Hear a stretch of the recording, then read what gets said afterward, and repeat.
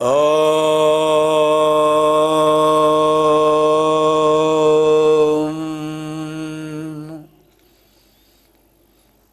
ఓం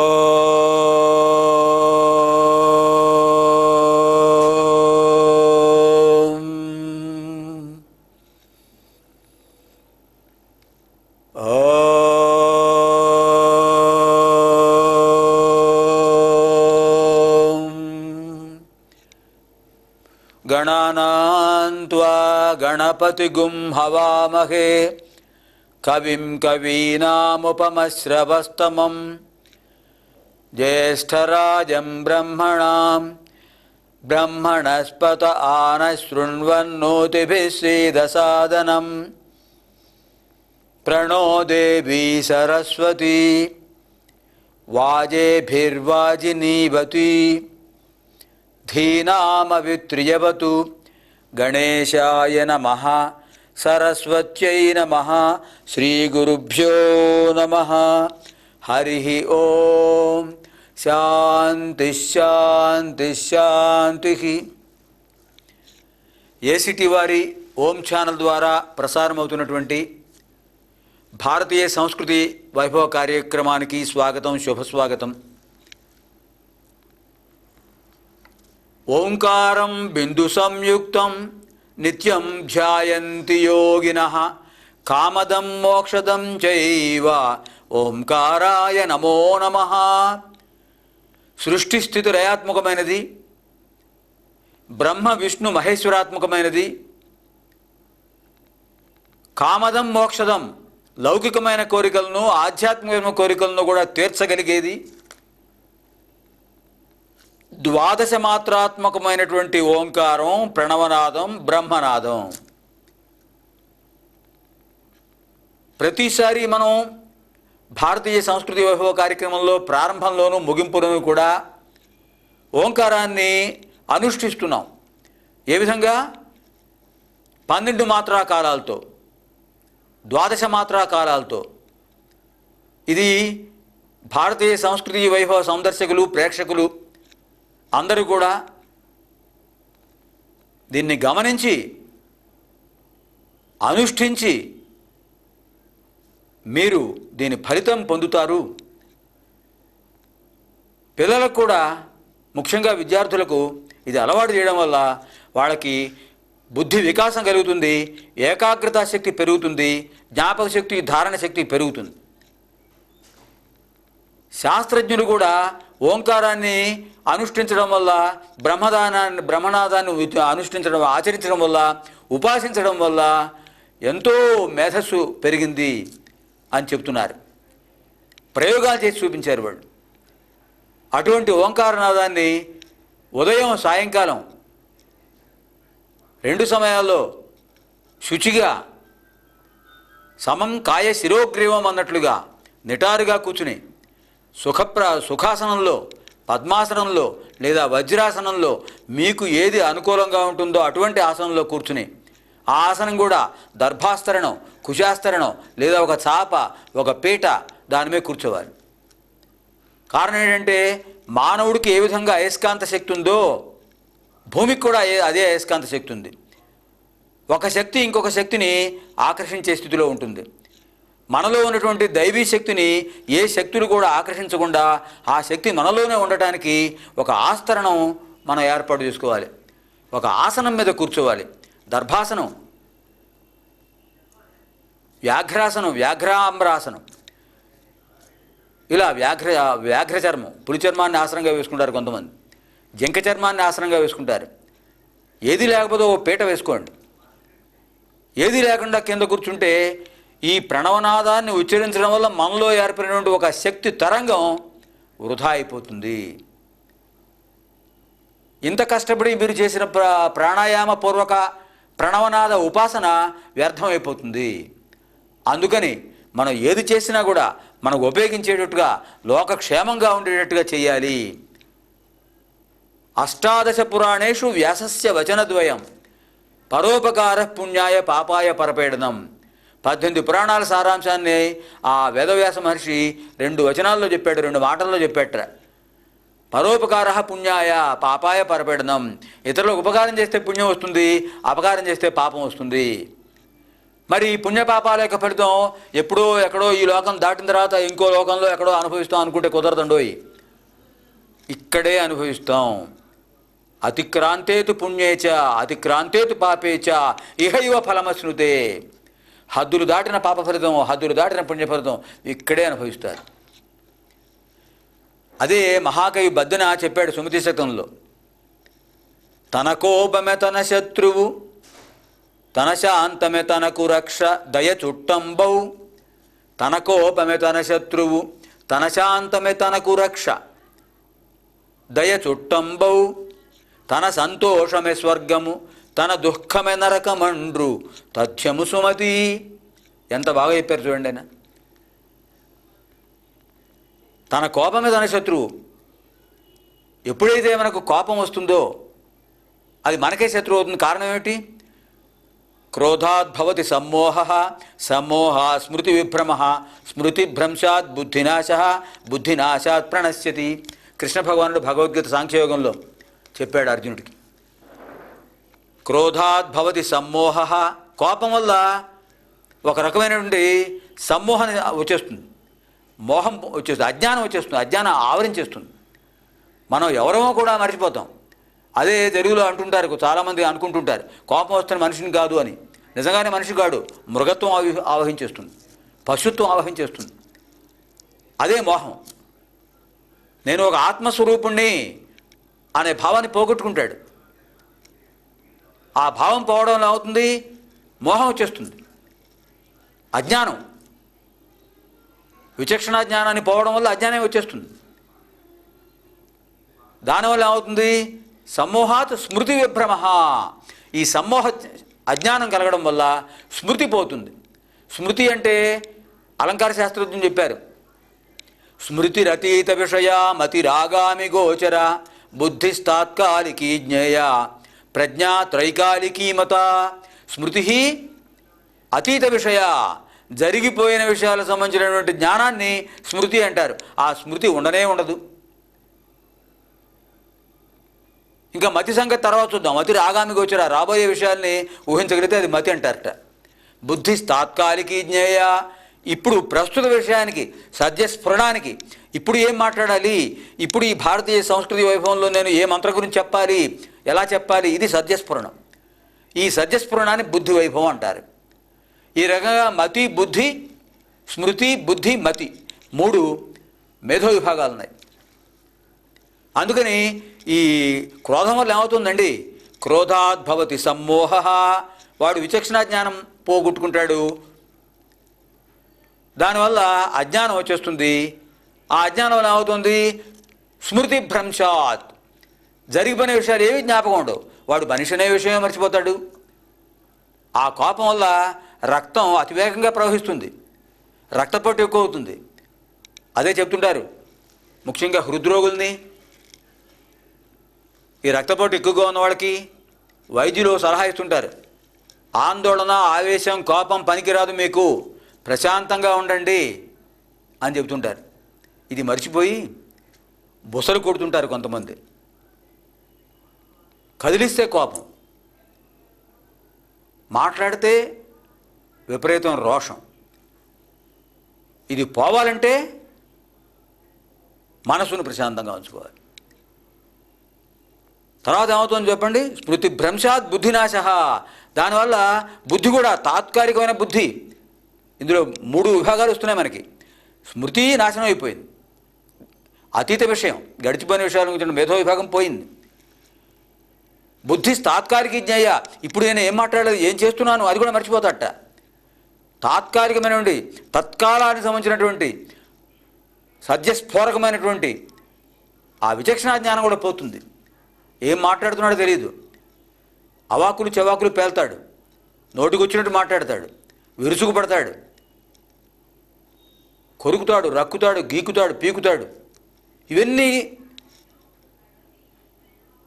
ఆసురీ లక్షణాలు. అందుకనే కదా కామ, క్రోధ, లోభ, మోహ, మద, మాత్సర్యాలు ఈ ఆరింటిని ఆసురీ గుణాలు అంటారు, రాక్షస గుణాలు. అవి కాదు మనకు ఉండవలసింది. సత్య, ధర్మ, శాంతి, ప్రేమ, అహింస, ఈ 5 దైవీ లక్షణాలు.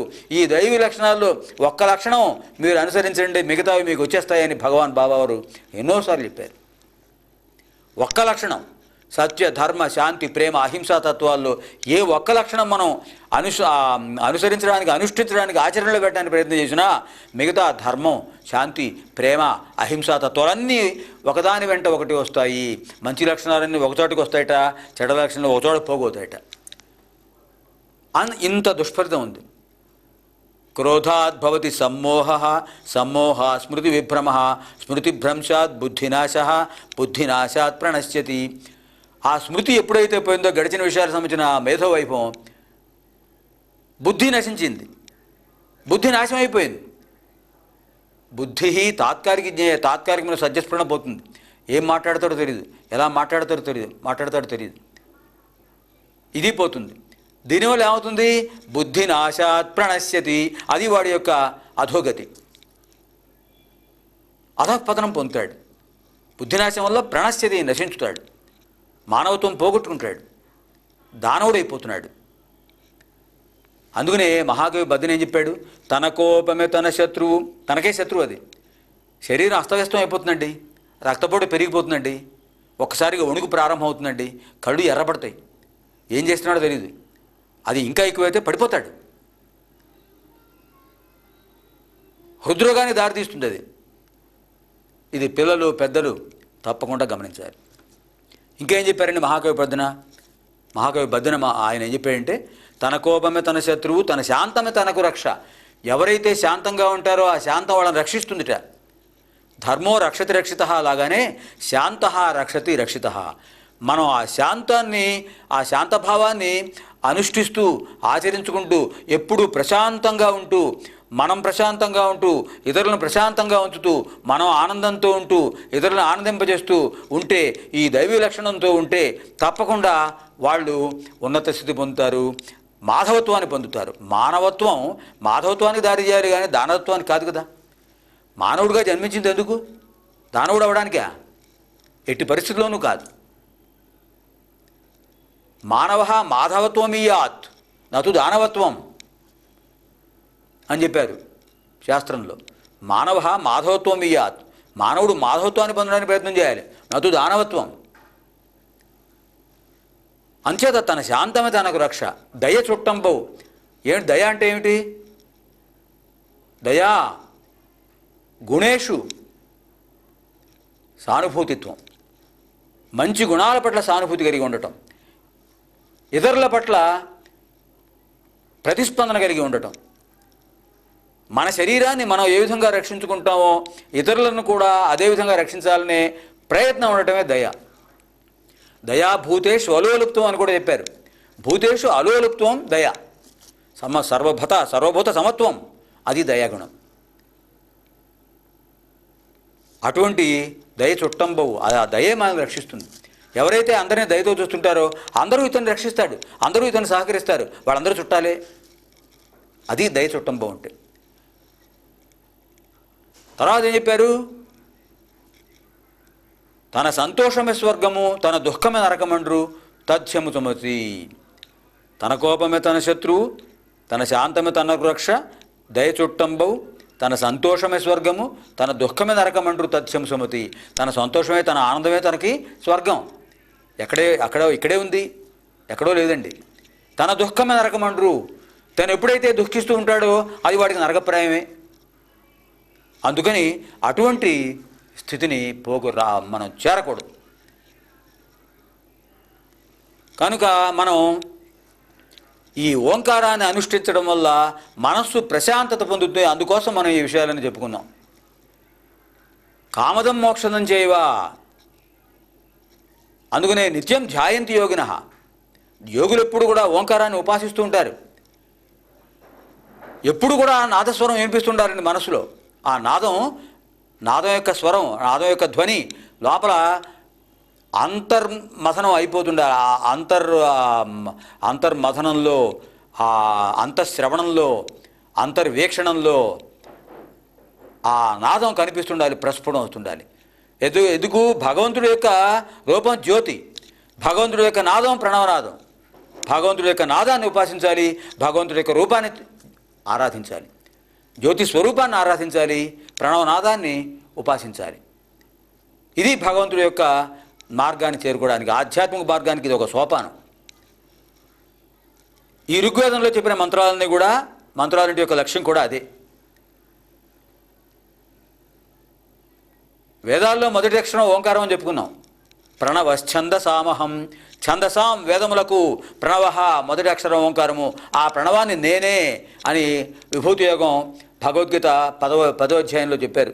శ్రీకృష్ణ పరమాత్మ చెప్పాడు, ప్రణవశ్చందసామహం, వేదములలో ఓంకారాన్ని నేనే. వేదాల్లో మొదటి అక్షరం అదే. ఓంకారం లేకుండా ఏ పూజా కార్యక్రమం సాగుతుందో ఒకసారి చూడండి. ఓంకారం లేకుండా ఏ శ్లోకం ఉందో చూడండి. ఓంకారం లేకుండా ఏ మంత్రం ఉందో చూడండి. ప్రతిదీ ప్రణవాకారంతో ఉంది, ప్రణవనాదంతో ఉంది. నాసదాసి నోసదాసి తదాని ఋగ్వేదంలో మొదటి సూక్తం అది, ప్రారంభంలో చెప్పారు. సృష్టి ప్రారంభంలో సత్తు లేదు, అసత్తు లేదు. నాసదాసి నోసదాసి తదాని నో వ్యోమా నో వ్యోమా రజోపరోయత్. అంతరిక్షం లేదు, రజస్సు అంటే ధూళి లేదు, ఏవీ లేవు. ఉన్నది ఒక్కటే ప్రణవనాదం, బ్రహ్మనాదం, ఓంకారం. ఆ ఓంకారంలోంచే సృష్టి ప్రారంభమైంది, ఓంకారంలోంచే వేదాలు వచ్చాయి. కనుక ఓంకారం దైవస్వరూపం. ఆ ఓంకారాన్ని ఉపాసించిన వాళ్ళు మానసికంగా, శారీరకంగా శాంతి పొందుతారు. ఇది మనం తప్పకుండా గుర్తుపెట్టుకోవాల్సిన విషయం. ఓమిత్యేకాక్షరం బ్రహ్మ భగవద్గీతలో చెప్పారు. ఓమిత్యేకాక్షరం బ్రహ్మ వ్యాహరన్మా మనుస్మరన్ యః ప్రయాతి త్యజన్ దేహం సయాతి పరమాంగతిం. అక్షర పరబ్రహ్మయోగంలో, భగవద్గీతలో అక్షర పరబ్రహ్మయోగంలో శ్రీకృష్ణ పరమాత్మ చెప్పిన గొప్ప శ్లోకం ఇది. ఓమిత్యేకాక్షరం బ్రహ్మ నిత్యం. అది ఎవరైతే ధ్యానం చేస్తుంటారో, ఓమిత్యేకాక్షరం బ్రహ్మ వ్యాహరన్ మా మనుస్మరన్, ఓం అనేటటువంటి దాన్ని వ్యాహరన్, అది ఒక మంత్రం అండి. వ్యాహృతి అంటే మంత్రం. ఒక మంత్రానికి మాత్రమే వ్యాహృతి పదం ఉపయోగిస్తారు సంస్కృతంలో. ఓమిత్యేకాక్షరం బ్రహ్మ, ఓం అనేటటువంటి ఆ బ్రహ్మనాదాన్ని ఎవరైతే వ్యాహృతి చేస్తారో, మంత్రంగా ధ్యానిస్తారో, వ్యాహరన్ మా మనుస్మరన్. అంతేకాదు, ఓంకారాన్ని ఉపాసిస్తూ మా మనుస్మరన్, నన్ను స్మరించుకుంటూ ఆ తేజరూపాన్ని, ఆ జ్యోతిస్వరూపాన్ని, ఆ భగవద్రూపాన్ని, ఏ రూపం ఇష్టమైతే ఆ రూపం. భిన్నత్వంలో ఏకత్వం, భారతీయత ఇక్కడ కూడా గమనించాలి. ఏ దైవాన్ని, ఇష్టదైవాన్ని స్మరించుకోండి. ఏ దైవమైనా సరే ఆ దైవాన్ని స్మరించుకోండి. ఆ దైవ రూపాన్ని జీవాత్మ యొక్క స్థానమైనటువంటి ఆజ్ఞాచక్రంలో మన నుదుట విభూతి కుంకుమ చందన ధారణ చేసే ప్రదేశంలో, అక్కడ ఈ ఎర్రటి కుంకుమ మధ్య ఆ జ్యోతిస్వరూపాన్ని ధ్యానించండి. ప్రణవనాదం ఉపాసించండి.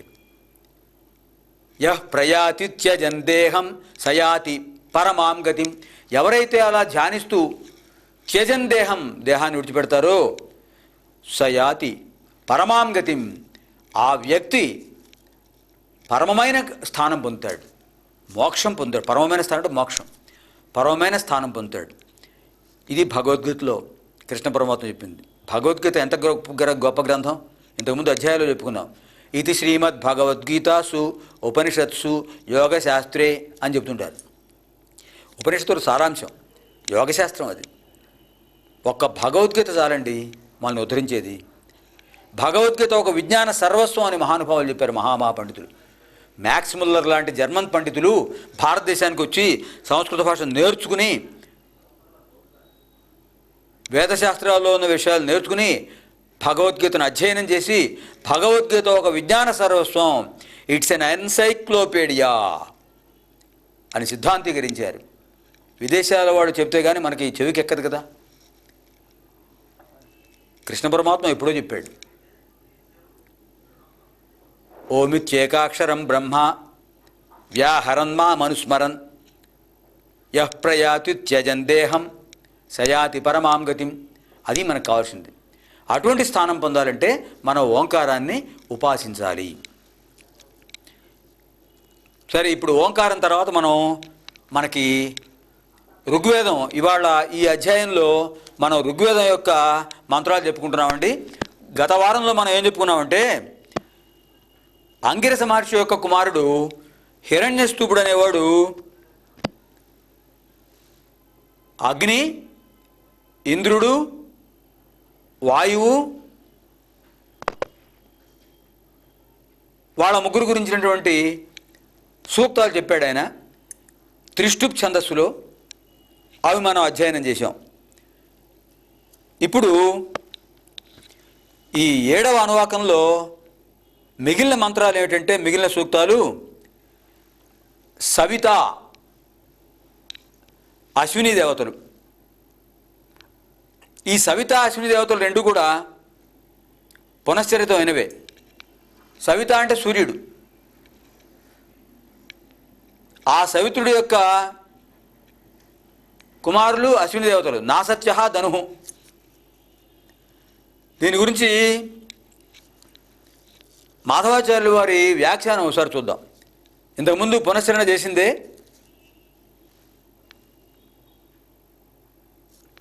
సవిత సూర్యమండలానికి అధిపతి. ఆరోగ్యం భాస్కరాదిచ్చేది. ఆ సూర్యుడి నుంచే మనం ఆరోగ్యం పొందాలి. అటువంటి మహానుభావుడు సూర్యుడు. జేయస్సవిత్రు జగదేకవర్తి. ఆ సవిత్రుని జగదేకవర్తిగా భావించాలి. జయ ధ్యానించాలి. అటువంటి సవిత లోకపాలకుడు. చక్షో సూర్యో అజాయత. ఋగ్వేదంలో దశమ మండలంలో, ఇప్పుడు మనం ప్రథమ మండలంలో మంత్రాలు చెప్పుకుంటున్నాం. దశమ మండలంలో పురుష సూక్తం ఉందండి. ఆ పురుష సూక్తంలో చెప్తారు, చక్షో సూర్యో అజాయత. ఆ విరాట్ పురుషు యొక్క నేత్రాల్లోంచి సూర్యుడు ఉద్భవించాడట. సూర్యుడు అనే దానికి నిరుక్తంలో చెప్పారు, సరతి ఇది సూర్య. సరతి వ్యాపింపజేస్తూ ఉంటాడు తన కిరణాలని. సర్వత్రా వ్యాపిస్తూ ఉంటాయి ఆయన కిరణాలు. అలాంటి వాడు సూర్య. సూర్య ఆత్మ జగదస్తస్థుషశ్చ అని కూడా చెప్పారు మంత్రంలో. ఇక్కడ మంత్రంలో ఏం చెప్పారంటే, సూర్య ఆత్మ జగత తస్థుషశ్చ. జగత్తుకు ఆత్మ ఆయన. జ్యోతిషంలో కూడా సూర్యుడిని ఆత్మకారకుడు అంటారు. చంద్రమా మనసోజాత. పురుష సూక్తంలో మరో మంత్రం అది. చక్షు సూర్యో అజాయత చంద్రమా మనసోజాత. చంద్రుడు మనఃకారకుడు జ్యోతిషశాస్త్రంలో కూడాను. మనసును సంయమనం చేసుకోవాలంటే పౌర్ణమి నాడు సరిగ్గా రాత్రి 12 గంటలకు స్నానం చేసి శుచిగా కూర్చుని ఆ చంద్రమండలంలో లలితాదేవిని ఉపాసిస్తూ లలితా సహస్రనామం నిష్ఠగా చేసినట్లయితే మనస్సు ఏకాగ్రతతో మన అధీనంలో ఉంటుందిట. ఇది లలితా సహస్రనామం 3వ అధ్యాయంలో చెప్తారు. లలితా సహస్రనామ పారాయణ ఫలితం చెప్తూ ఆ 3వ అధ్యాయంలో చెప్తారు, పౌర్ణమి నాడు ఆ పూర్ణ చంద్రబింబంలో లలితాదేవిని ధ్యానిస్తూ, ఆ అమ్మవారిని ధ్యానిస్తూ మనం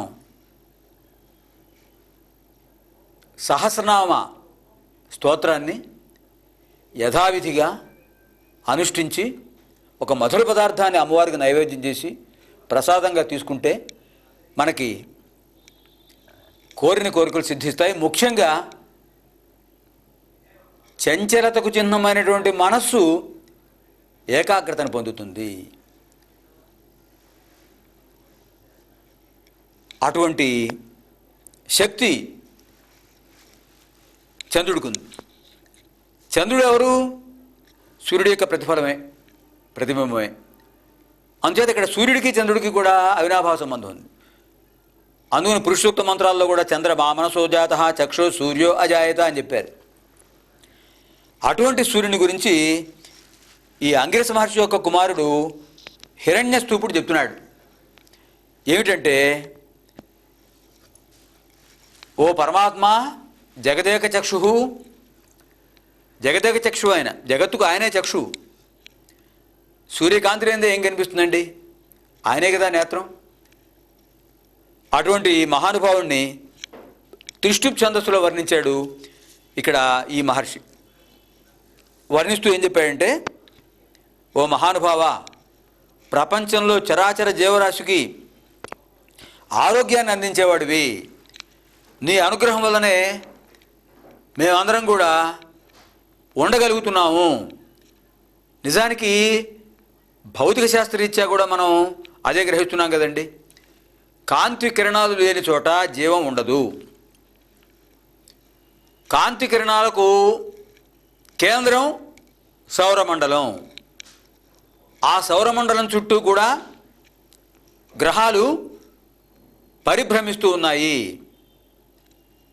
ఇక్కడ ఈ భ్రమణం గురించి చెప్తూ ఈ మంత్ర వ్యాఖ్యానంలో ఆయన చెప్పారు, మాధవాచార్యులు వారు, దేవాలయాల్లో మనం ప్రదక్షిణ చేసేటప్పుడు ఎలా చేస్తామండి? మనం ఇంట్లో పూజా కార్యక్రమం చేసుకున్నప్పుడు కానీ దేవాలయాల్లో కానీ మనం ముందు ప్రదక్షిణం చేస్తాం. ఆత్మ ప్రదక్షిణం అంటారు, అక్కడ ప్రదక్షిణం అంటారు. ప్రదక్షిణం చేసేటప్పుడు ఏం చేస్తుంటాం? సవ్యంగా ప్రదక్షిణ చేస్తాం. ఎడమ నుంచి కుడికి, తూర్పు నుంచి పడమరకి అలా ప్రదక్షిణం చేస్తాం. ఎందుకని అలాగే ప్రదక్షిణ చేయాలి? దీనికి చెప్పారు, సౌరమండలం చుట్టూ గ్రహాలన్నీ కూడా వాటి ఉపగ్రహాలతో సహా దక్షిణావర్తంగానే పరిభ్రమిస్తున్నాయట. భూమి తన చుట్టూ తాను తిరుగుతోంది, సూర్యుడి చుట్టూ తిరుగుతోంది, తన చుట్టూ చంద్రుణ్ణి ఉపగ్రహంగా తిప్పుకుంటోంది. ఏది ఎలా తిరిగినా కూడా సవ్యంగానే జరుగుతోంది. ఇదే ప్రకృష్టం దక్షిణం ప్రదక్షిణం. ప్రకృష్టం దక్షిణ భాగే ఆవరణం, ఆవృత్తం. సరిగ్గా ఎడమ నుంచి కుడివైపుకి, దక్షిణ అంటే కుడి, వామ అంటే ఎడమ. ప్రకృష్టం సమగ్రంగా, వామభాగాత్ దక్షిణ భాగ పర్యంతం, ఎడమ నుంచి కుడివైపు. అలా మన చుట్టూ మనం తిరుగుతూ ఉండటం, దేవుడి చుట్టూ తిరుగుతూ ఉండటం, ఇది మనకు భూమి ఇచ్చే సంకేతం, భూమి ఇచ్చే ఆదర్శం. మనం ఆత్మ ప్రదక్షిణ చేసుకోవాలి. యాని కాని చ పాపాని జన్మాంతరకృతాని చ తాని తాని ప్రణశ్యంతి ప్రదక్షిణ పదే పదే అని మన చుట్టూ మనం 3 సార్లు ప్రదక్షిణ చేయాలి. దేవాలయం చుట్టూ ప్రదక్షిణ చేయాలి. ధ్వజస్తంభం చుట్టూ కూడా చేయాలి. ధ్వజస్తంభం పరితః ప్రదక్షిణం కుర్యాత్, ఇది శాస్త్రవచనం. ఆ విధంగా చేయడం వల్ల ఏమవుతుంది? మనకు శక్తి వస్తుంది, ఉన్న శక్తి పోదు. ఇక్కడ మనం ఇంకొక విషయం గమనించాలి. ప్రాణశక్తి వృద్ధి పొందేది కేవలం ప్రదక్షిణ వల్ల. అందుకనే మనం ఎవరైనా పెద్దవాళ్ళు వచ్చినప్పుడు వెంటనే లేస్తాం, నిలబడతాం, వాళ్ళకి నమస్కారం చేస్తాం, వాళ్ళని కూర్చోబెడతాం, పాద నమస్కారం చేస్తాం. ఇది మహాభారతంలో వ్యాసుడు మహర్షి రాసినటువంటి లక్షశ్లోకి మహాభారతంలో ఓ శ్లోకం ఉంది. విదురుడు ధృతరాష్ట్రుడు అప్పుడప్పుడు కొన్ని నీతి వాక్యాలు చెప్పాడు. ధృతరాష్ట్రుడు తన కుమారులు కౌరవులు చేస్తున్నటువంటి దురాగతాల వల్ల అప్పుడప్పుడు మనస్తాపం పొందుతున్నాడు. అతను చెప్పినా కూడా వాళ్ళ మాట వినటం లేదు, తండ్రి మాట వినటం లేదు. పితామహుడు భీష్మాచార్యులు వారు చెప్పినా, గురువుగారు ద్రోణాచార్యులు వారు చెప్పినా వాళ్ళు ఎవరి మాట వినరు. దౌర్జన్య లక్షణం అది. వాళ్ళు ఆ విధంగా తండ్రికి బాధ కలిగిస్తుంటే ఆ బాధ కలిగినప్పుడల్లా పాపం ఆయన వాళ్ళని పిలుస్తుంటాడట, తన తమ్ముడు విదురుణ్ణి. ఆ విదురుణ్ణి పిలిచి, నాయనా విదురా, మాకు ఇప్పుడు మనశ్శాంతి కరువైపోయింది, మనసు అశాంతిగా ఉంది, నాకు కొంచెం మనసుకు సంతోషం కలిగించే మాటలు కాస్త 4 మాటలు చెప్పునాయన అని ప్రార్థిస్తాడట. అప్పుడు అలాంటి సందర్భాల్లో అప్పుడప్పుడు ధృతరాష్ట్ర మహారాజుకు విదురుడు చెప్పినటువంటి, విదురుడు ధర్మశాస్త్రవేత్త అండి, ధర్మరాజు అలా యమధర్మరాజు ఆ అంశంలో జన్మించాడు. ఆయన చెప్తాడట, ఏం చెప్పాడంటే, అభివాదనశీలస్య నిత్యం వృద్ధోపసేవినః, అభివాదనశీలస్య నిత్యం వృద్ధోపసేవినః చత్వారి సంప్రవర్ధంతే, చత్వారి సంప్రవర్ధంతే విద్యాచాయుర్యశోబలం, విద్యాచాయుర్యశోబలం. చూడండి ఎంత బాగా చెప్పాడు విదురుడు. అభివాదనశీలస్య నిత్యం వృద్ధోపసేవినః. అభివాదం అంటే నమస్కారం. పెద్దవాడు ఎప్పుడు కనిపించినా సరే నమస్కారం చేయాలి. అది వాడి యొక్క సత్ప్రవర్తన యొక్క లక్షణం. అభివాదనశీలం వాడి యొక్క శీలం ప్రవర్తన, వాడి యొక్క ప్రవర్తన శీలత అయి ఉండాలి. పెద్దవాడికి నమస్కరించే స్వభావం వాడికి ఉండాలి. అది అభివాదనశీలత్వం. అటువంటి స్వభావం కలిగి ఉన్నవాడు మంచివాడు అవుతాడు.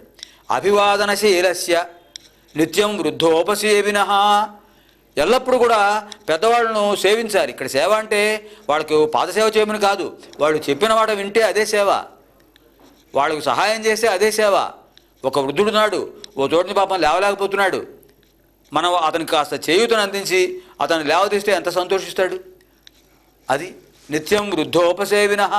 అలాగే పెద్దవాళ్ళు చెప్తారు, ఇంట్లో తాతగారు, బామ్మగారు అలాంటి వాళ్ళు ఉంటారు, అమ్మమ్మగారు ఇలాంటి వాళ్ళు చెప్తుంటారు, నాయనా ఇలా ప్రవర్తించాలి, ఇలా ప్రవర్తించకూడదు, ఇటువంటి మాటలు మాట్లాడాలి, ఇలా మాట్లాడకూడదు అని మంచి మాటలు చెప్తుంటారు. వినాలి, ఆచరణకు ప్రయత్నించాలి. ఇదంతా కూడా వృద్ధోపశనమే, వృద్ధోపసేవనం. నిత్యం వృద్ధోపసేవినః. ఇలాంటి వ్యక్తికి చత్వారి సంప్రవర్ధంతే, 4 లక్షణాలు పెరుగుతూనే ఉంటాయట. ఏమిటవి?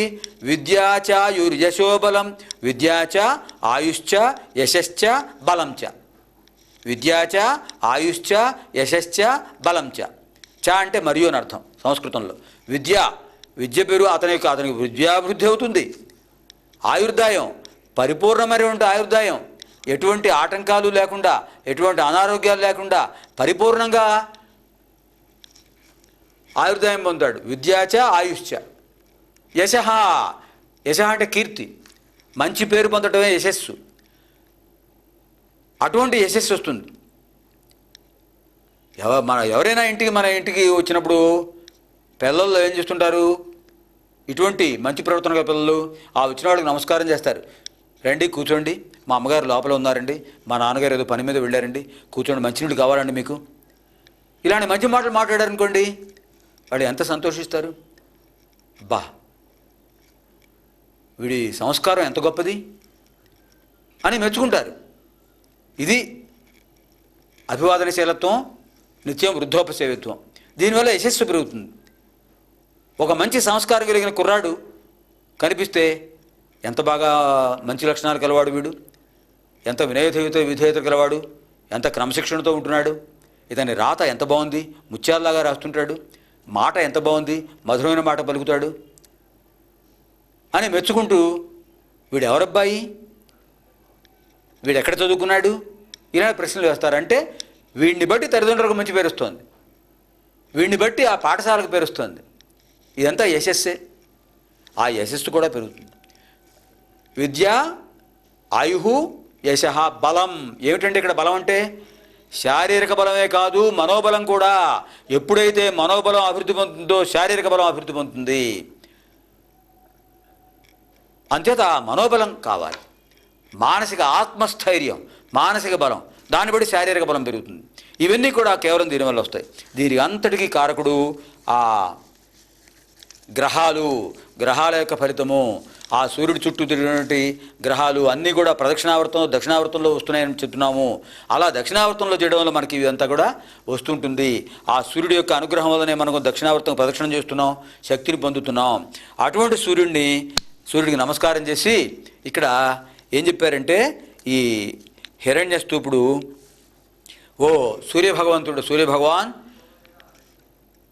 నీ యొక్క అనుగ్రహం వల్లనే నీ యొక్క స్తోత్రం ఆదిత్య హృదయాన్ని మేము రోజు స్మరించుకుంటుంటాం. ఆ ఆదిత్య హృదయం వల్ల మేము ఎంతో ఆరోగ్యాన్ని పొందుతున్నాము అని ఆయనకి నమస్కారం చేస్తున్నాడు.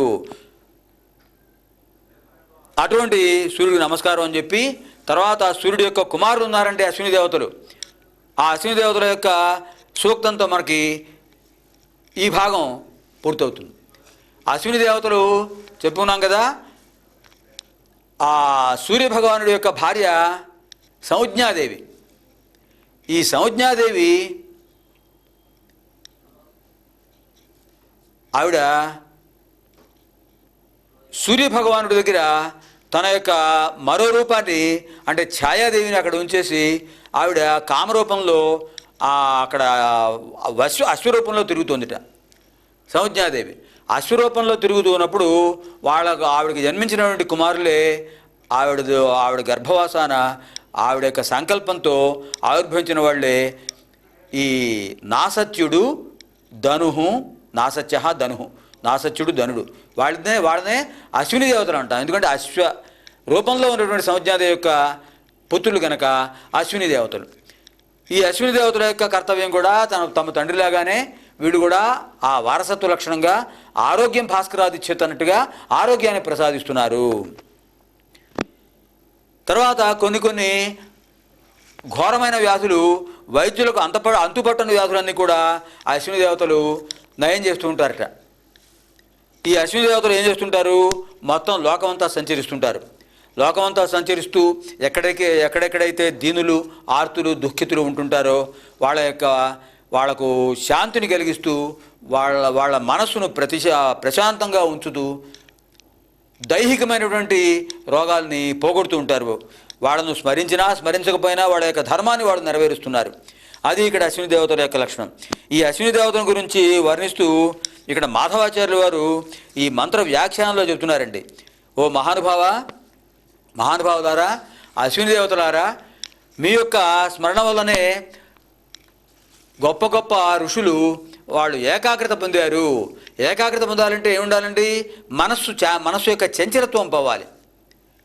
అందుకనే మనం ఏదైనా ఒక పూజా పురస్కారాలు చేసేటప్పుడు ముఖ్యంగా గ్రహాల యొక్క బాధ తొలగించడం కోసం మనం ఆ జపాలు చేస్తుంటాం. ఆ జపం చేసేటప్పుడు మనశ్చాంచల్యత రాహిత్యార్థాయ, మనశ్శాంతి అభివృద్ధ్యర్థం అని చంద్రుడికి జపం చేస్తారు. ఆ చంద్రుడు చాలా గొప్ప మనకి జ్యోతిష్ శాస్త్రంలో చంద్రుడికి గొప్ప స్థానం ఉందండి. ఎందుకంటే మనది చాంద్రమానం. స్వస్తి శ్రీ చాంద్రమాన శ్రీ నందననామ సంవత్సరే అంటుంటాం. ఎందుకంటే చంద్రుడి యొక్క గమనాన్ని బట్టి మనకు కాల పరిమాణం వచ్చింది. అందుచేత దీన్ని చాంద్రమానం అంటారు. చాంద్రమాన, సౌరమానం, చాంద్రమానం, బాహ్రస్పతిమానం ఇలాంటివి ఉన్నాయి. ఈ చాంద్రమానంలో మనం నందననామ సంవత్సరంలో ఉన్నాం. అందుచేత చంద్రుడు గొప్ప ప్రాముఖ్యం కలిగింది ఆయనకి. అలాగే జన్మించేటప్పుడు చంద్రుడు ఏ నక్షత్రంలో ఉంటాడో చూసి ఆ నక్షత్రమే జన్మ నక్షత్రంగా భావిస్తారు. అంత స్థానం ఉంది చంద్రుడికి. అటువంటి చంద్రుడు మనఃకారకుడు గనక ఆ మనస్సును ప్రశాంతంగా ఉంచడంలో అశ్విని దేవతలు తోడ్పడుతున్నారు. అశ్విని దేవతలు దేవభిషక్కులు అని పేరు పొందారు. దేవలోక వైద్యులట వాళ్ళు. దేవలోక వైద్యులైనా కూడా మానవులు ప్రార్థించిన వాళ్ళు వస్తున్నారు. మానవులకు మామూలుగా మానవ లోకంలో ఉన్న వైద్యులు ఏం చేస్తారండి? లౌకికమైన రోగాలు పోగొడతారు, దైహికమైన రోగాలు పోగొడతారు. కానీ ఈ అశ్విని దేవతలు దేవభిషకులు గనక ఐహికమైన లోటుపాట్లు పోగొడతారు, పారలౌకికమైన లోటుపాట్లు పోగొడతారు, పారలౌకిక ఆనందాన్ని కలిగిస్తారు. అటువంటి వాళ్ళు అశ్విని దేవతలు. ఈ అశ్విని దేవతల గురించి మనం ఇక్కడ ఈ మంత్రంలో మాధవాచార్యుల వారు చెప్పినటువంటి విషయాల్ని మనం స్మరించుకుంటూ ఒకసారి గతంలో ఇంతకుముందు భారతీయ సంస్కృతి వైభవంలో మనం విషయం చెప్పుకున్నాం. అప్పుడు ఏం చెప్పుకున్నామంటే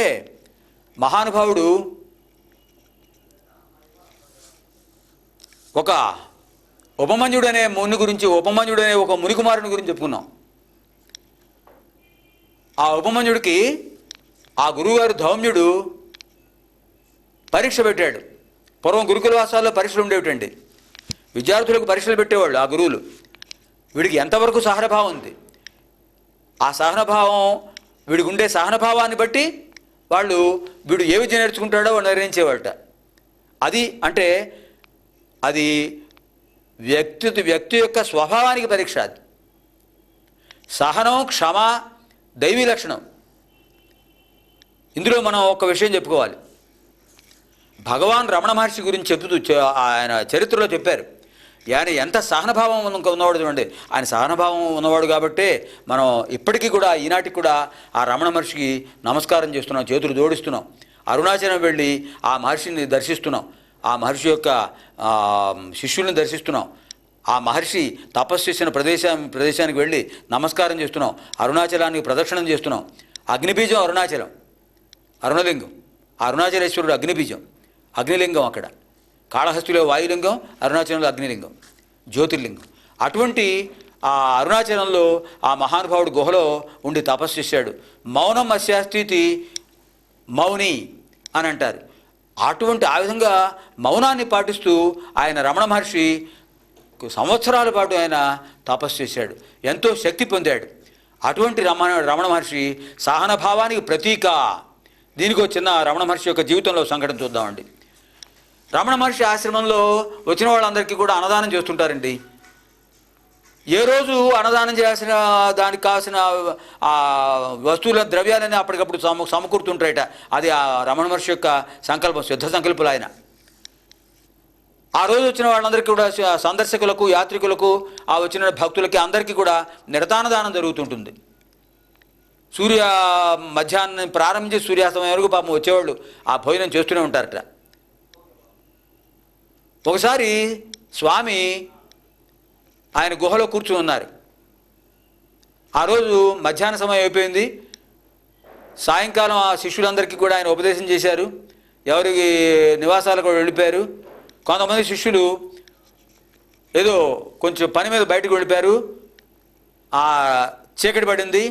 ఆ రాత్రి సమయంలో రమణ మహర్షి మాత్రమే ఉన్నారు. ఆ సమయంలో ఎవరూ లేని సమయం చూసుకుని కొంతమంది దొంగలు వచ్చారండి. ఆ దొంగలు వచ్చి రమణ మహర్షిని అడిగారు. రమణ మహర్షి మౌనంగా ఉన్నారు. వాళ్ళు వచ్చారు. ఆ మహర్షిని అక్కడున్న డబ్బు, దగ్గర ఏదైనా డబ్బు ఉంటే ఇమ్మన్నారు, వస్తువులు ఇమ్మన్నారు. ఆయన ఏం మాట్లాడలేదు, మందహాసంతో ఉన్నారు. కోపంతో ఉన్నవాడికి మందహాసం చిర్రెక్కిస్తుంది. ఎందుకంటే వాడిది ఆసురి లక్షణం, ఇది దైవీ లక్షణం కనుక పరస్పర వ్యతిరేక్తం అది. వాళ్ళు ఏం చేశారు, ఆ కోపంతో రమణ మహర్షిని ఇస్తావా ఇవ్వన్నారు. అప్పటికీ మాట్లాడలేదు ఆయన. అక్కడి నుంచి వాళ్ళు కర్రలతో కొట్టారండి ఆయన్ని. మహర్షిని వాళ్ళు మూర్ఖులు కదా, కర్రలతో కొట్టారు. కిక్కురు మనలేదు స్వామి. ఎందుకంటే ఆయన దేహం ఆయన కాదు, ఆయన ఆత్మస్వరూపుడు, దేహానికి సంబంధం లేదు. అంత సహనమూర్తి, క్షమామూర్తి ఆయన. అలా ఆయన ఉండిపోయాడు. కొట్టారు. వాళ్ళ చేతులు నొప్పులు పుట్టాయి, విసిగిపోయారు. కర్రలు అక్కడ పడేశారు. మొత్తం చూశారు, ఎక్కడ ఏం కనపడలేదు. ఏమున్నాయి ఇక్కడ? ఆ రోజున వచ్చిన పదార్థాలు ఖర్చు అయిపోయాయి అన్నదానానికి. పైగా ఎవరైనా పండ్లు అవి తీసుకొస్తే ఆయన వెంటనే భక్తులకి ఇచ్చేస్తారు. ఒక్క పండు కూడా ఆయన ఉంచుకోరు. ఏం లేవు. చివరికి వాళ్ళు వెళ్ళిపోతూ ఆ గుహ దాటి వెళ్ళిపోయేటప్పుడు స్వామి చెప్పారు, నాయనా ఒకసారి రండి లోపలికి. పాపం చాలా కష్టపడ్డారు, శ్రమపడ్డారు, చేతులు నొప్పులు పుట్టాయి. చూడండి, నా పక్కనే ఇక్కడ ఈ కొండలో అన్నం ఉంది, అక్కడ పదార్థాలు ఉన్నాయి, హాయిగా భోజనం చేసి వెళ్ళండి నాయన, భోజనం చేసి వెళ్ళండి నాయనా అని చెప్పారు, అనుగ్రహించారు స్వామి. ఇంకా వాళ్ళల్లో జరిగిన పశ్చాత్తాపం ఇంత అంతా కాదండి. మహర్షి మమ్మల్ని క్షమించండి, మహాముని మహర్షి మీరు దేవుళ్ళు, భగవంతుడిలోనే ఇంత క్షమాగుణం ఉంటుంది. ఆయన నమస్కారం చేసి మమ్మల్ని క్షమించండి అని ఆయన క్షమించే వరకు కూడా ఆయన పాదాలు విడిచిపెట్టలేదు వాళ్ళు. అది క్షమాగుణం. క్షమాగుణానికి ప్రతీక రమణ మహర్షి. అదే మనకి క్షమాగుణానికి మరో దృష్టాంతం. ఒకసారి భగవాన్ బాబావారు పుట్టపర్తి నుంచి బెంగళూరు పెడుతున్నారండి. మామూలుగా ఆయన కారు డ్రైవ్ చేయడానికి ఒక డ్రైవర్ ఉంటుంటాడు. ఆ రోజు ఏదో కారణం మీద ఆ డ్రైవర్ రాలా. అలవాటు పడిన డ్రైవర్ కనుక స్వామి లోపలికి ఎక్కిన తర్వాత నెమ్మదిగా చూసుకుని డోర్ వేస్తుంటాడు. ఆ రోజు అతను రాకపోవడం వల్ల అతను ఇంకొకరిని నియమించాడు. అతను వచ్చాడు. ఆ డ్రైవరు కారు స్వామి లోపల కారులో కూర్చోడానికి వస్తున్నారు. ఈ డ్రైవరు కారంతా కూడా సిద్ధం చేశాడు. పుట్టపర్తి నుంచి బెంగళూరు వెళ్ళాలి. ప్రశాంతి నగర్ నుంచి బృందావనానికి వెళ్ళాలి, ఆశ్రమానికి. కారు బయలుదేరాలి. స్వామి వస్తున్నారు. స్వామి వెనకాల డోర్ తీశారు. డోర్ తీసి ఒక కాలు లోపల పెట్టి కూర్చున్నారు. రెండో కాలు సరిగ్గా డోర్ దగ్గర పెట్టారు. ఇంకా లోపలికి తీయలేదు. వీడు కొత్తవాడు. పాతవాడైతే స్వామి యొక్క భావాన్ని గ్రహించి కాసేపు ఆగి స్వామి మీరు కాలు లోపల పెట్టుకున్నారో లేదని చూసి తలుపు వేసేవాడు. వీడు ఏం చేశాడు? కుర్రాడు తొందరపాటు. వాడు చూసుకోకుండా డోర్ వేసేసాడు. వేయడంతో స్వామి యొక్క చిటికిన వేలు, పాదానికి ఉన్న చిటికిన వేలు చితికిపోయింది.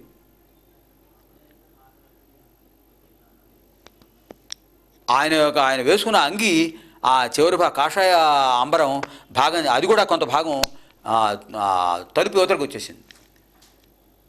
అదంతా రక్తసిక్తం అయిపోయింది.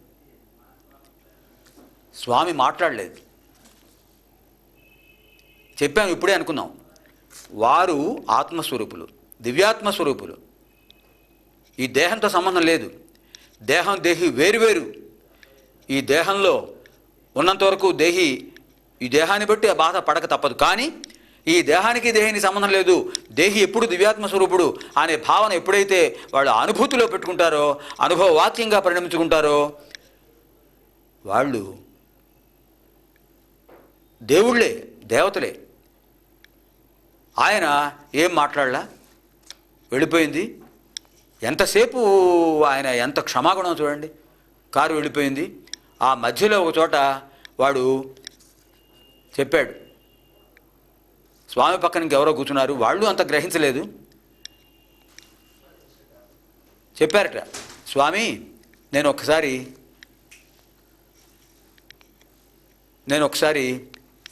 కిందకి దిగి కొంచెం మంచినీళ్ళు తాగొస్తానండి అన్నాడు. స్వామి అలాగే వెళ్ళిరా అన్నారు.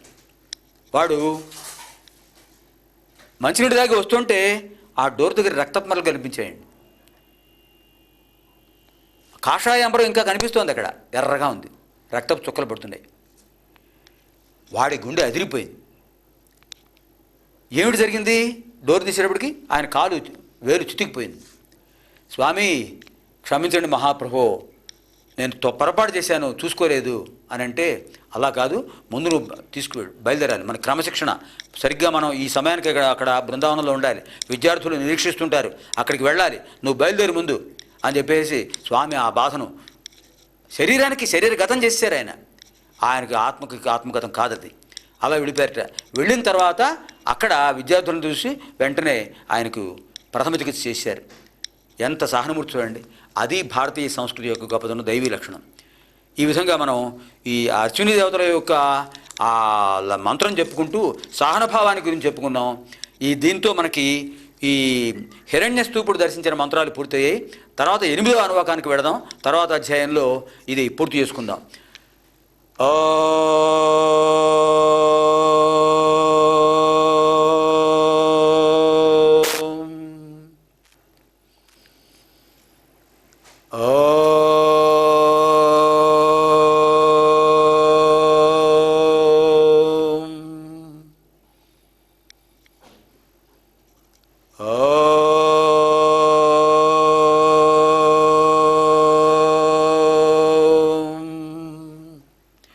सहनावतु सहनौ भुनक्तु सह वीर्यं करवावहै తేజస్వినావధీతమస్తు మా విద్విషావహై.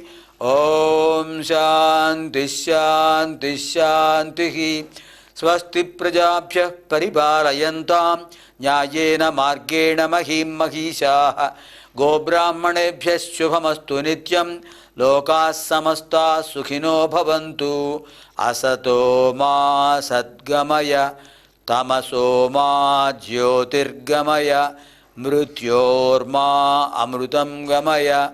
ఓం శాంతి శాంతి శాంతి. దివ్యాం భవ్యాం సుబోధాం చ శుద్ధాం అర్థప్రదాయినీం జననీం బహుభాషాణాం వందే గీర్వాణ భారతీం. స్వస్తి.